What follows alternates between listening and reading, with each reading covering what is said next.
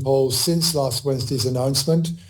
Before that announcement, on average, the polls pointed to Labour being 21 points ahead, Labour on 44, the Conservatives on 23.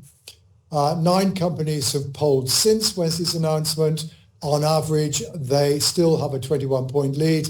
It's possible that maybe just the Conservatives are up a point, but if that's the case, it's also maybe just the case that Labour is up a point, but basically nothing has changed. And I think perhaps crucially from the Conservatives' point of view, what hasn't happened is that there is so far at least no discernible squeeze on the vote for reform. They're still running 11%, which is where they were a week ago. Maybe the Greens have eased a bit, but the truth is their rating was seemingly bolstered a bit by their performance in the local elections, and that may just now have worn off. So it's a warning that despite the best effort of our politicians on all sides, there is always a risk that election campaign is a lot of sound and fury signifying nothing. Yes, quite a lot of hot air, and it doesn't actually move the needle that much. And just talk us through how things are shifting in Scotland as well, because that is very important in this election. Well, of course, in Scotland, there was some drama not long before the election was called, which was the downfall of Humza Yousaf, the former Scottish First Minister and SNP leader, in the wake of his attempt to ditch the Bute House Agreement, which was a semi-coalition agreement between the SNP and the Greens. And that, in the end, saw Humza Yousaf resign in the face of a prospect that he would lose a vote of confidence in the Holyrood Parliament, with the Greens now being against him, and the installation of John Swinney. Well, the poll that came out late last night, together with others, suggests that in the wake of that whole development, the SNP have now clearly fallen behind Labour in terms of voting intentions for the first time. On average, Labour are about 5 points ahead.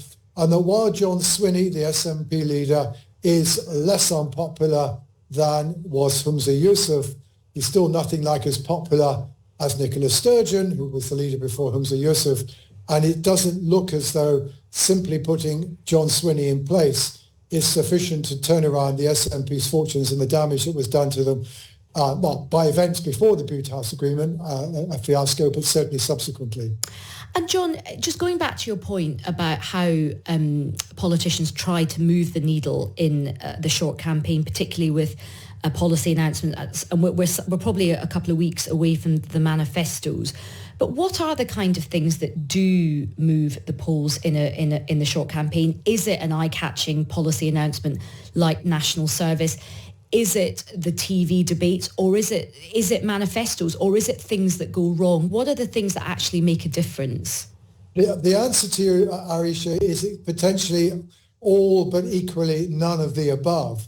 If one wants to think of a manifesto that moved the dial, albeit not in the direction that was intended, you look at the 2017 Conservative Manifesto, which had a somewhat hastily crafted policy on social care included in it, which then Theresa May felt it necessary to row back on. And we had the famous statement from her at a press conference in Wales saying that nothing has changed. Nothing has changed. That was the first of a number of campaign developments where basically her difficulty in campaigning did not do the Conservatives any good. Leader debates can sometimes make a difference. Most famously, the first ones in 2010 pushed the Liberal Democrats up quite spectacularly in the wake of what was widely regarded as an excellent performance by Nick Clegg, the then Liberal Democrat leader, in the first debate in 2010, though actually by polling day, it all disappeared again. And yes, on occasion, developments can matter, going all the way back to February 1974, which was called in the wake of the three-day week and a miners' strike. Well, in the middle of that, what was then called the Pay Review Board came up with a recommendation for what the coal miners should get that was rather more generous than Edward Heath, the then Prime Minister, had in mind. And that seemed to help to move the polls just sufficiently in Howard Wilson's direction for the Labour Party to form a minority administration. So the point is all of these things can happen. They're all of them potentially unpredictable, but equally also sometimes nothing in a campaign makes any difference at all. And I think certainly, what you can see going on in this campaign is effectively the Labour Party are essentially simply trying to reinforce the message that Liz Truss fouled up, and as a result you cannot trust the Conservatives, and the words chaos and Liz Truss trip off their tongue every time they're asked a question about pretty much anything. The Conservatives, in contrast, unsurprisingly, are saying, yeah, well, we made a few mistakes in the last 4 years, but here are a series of bold new policies that I think are primarily designed to appeal to their base, in the hope that persuading them to look forward to the future, they may be willing to forgive what perhaps for some voters, or at least were the mistakes of the past.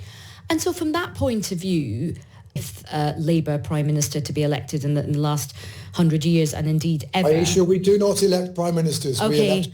We elect MPs who then decide who's... John, you know what I mean. You know what I mean, honestly. But look, in that case, is there merit then in Labour just carrying on being quite boring and just not revealing a lot of policy, and even their manifesto might not have policy fireworks? Because if they're trying to sort of take quite a low risk strategy, the Ming Vast strategy, and you mentioned Theresa May's disastrous policy announcement about social care in the middle of the short campaign, can we expect Labour to be quite safe and play very defensively for the rest of this short campaign?